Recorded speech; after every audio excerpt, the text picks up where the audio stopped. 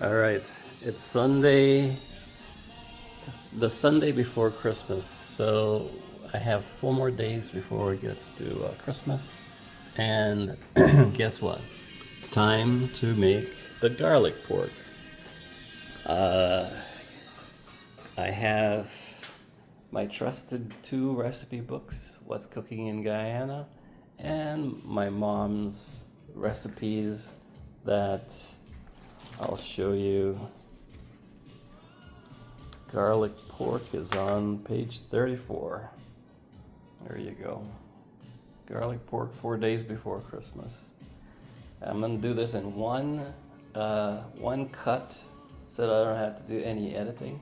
So I'm gonna take you guys outside because normally here in Florida, my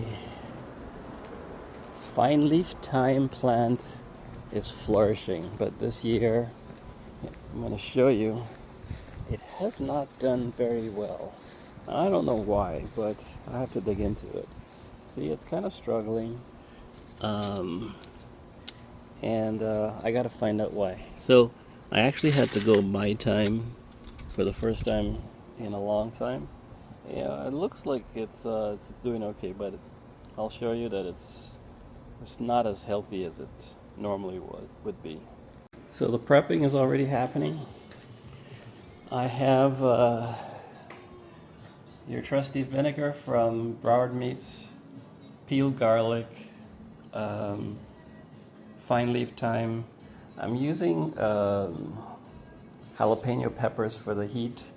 There's salt, I added some sugar, there's some celery, and then this is what the mixture looks like after I've added the salt to the cut up pieces of pork and stir it around a little bit. Get the seasonings in, and I'm gonna do a quick stop because guess what? Look at that. That glass is empty. Okay, so what I didn't do is I didn't give anybody the background to this dish. It's a dish from Guyana, South America,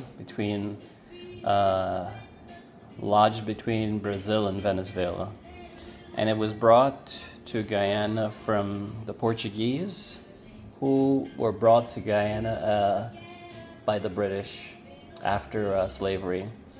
I'm not sure if they were brought as indentured laborers or if they just came to work in Guyana. But anyways, they brought their tradition of a dish called garlic pork to Guyana, and most of the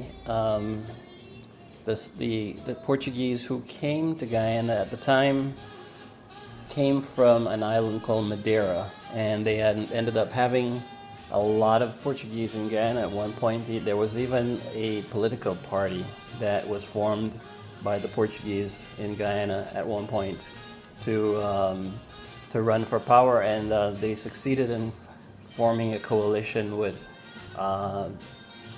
another party at one point. But anyways, I digress. So yeah, they came from the island Madeira and they brought this dish. It's called garlic pork.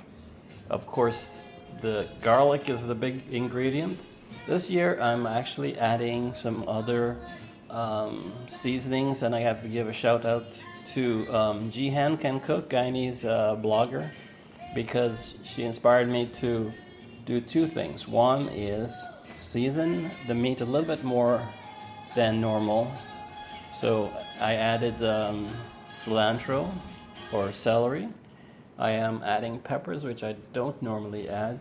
And I'm going in with some white wine as well, a cup of white wine, and she adds a cup of white wine and a cup of red wine vinegar. I don't have that.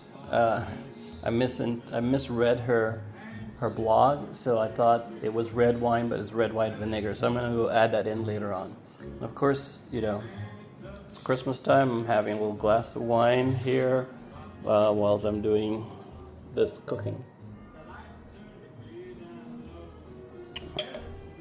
So I'm gonna go start putting this together in my garlic pork jar, which I have set aside every year, and that's where it's going to go in with the vinegar, the wine, and later on the red wine vinegar. And I'm using just a Costco Chardonnay for this purpose, and I'm using distilled white vinegar for the vinegar. I don't really know how much vinegar to put. I just put the meat in and then make sure that it's covered by the vinegar and the liquids completely, because that's the preservative that's going to hold this together until Christmas Day. And it's going to go into the refrigerator. Some people leave it on the counter outside, but you know, there's nothing wrong with putting it in a refrigerator. I just feel that it's a safer thing to do. So here you go. Last view of everything before I come back with everything is stuffed into the jar and ready to go in the refrigerator, preparing for Christmas Day. All right. So, like I said, I loaded in the meat, the seasoned meat that has the garlic, the celery, the peppers, into my glass jar. And you want to use a glass jar, and the reason for that is because it has vinegar, and the vinegar can interact with anything that's metal because of the acidity. So the meat's loaded in, the seasonings are in there, the salt is in there. I may adjust the salt a little bit, and I'm also going to go to the supermarket and get some red wine vinegar that Jihan mentioned, and I'm going to add that into this jar. As you can tell, it's just a little bit below the level that it should be, covering all of the meat. So when I add the red wine vinegar, it's going to make that difference. And then this sits and waits for a couple of 3 days, 4 days, until Christmas morning, and then it gets fried in a frying pan after you've removed some of the liquid, and after you have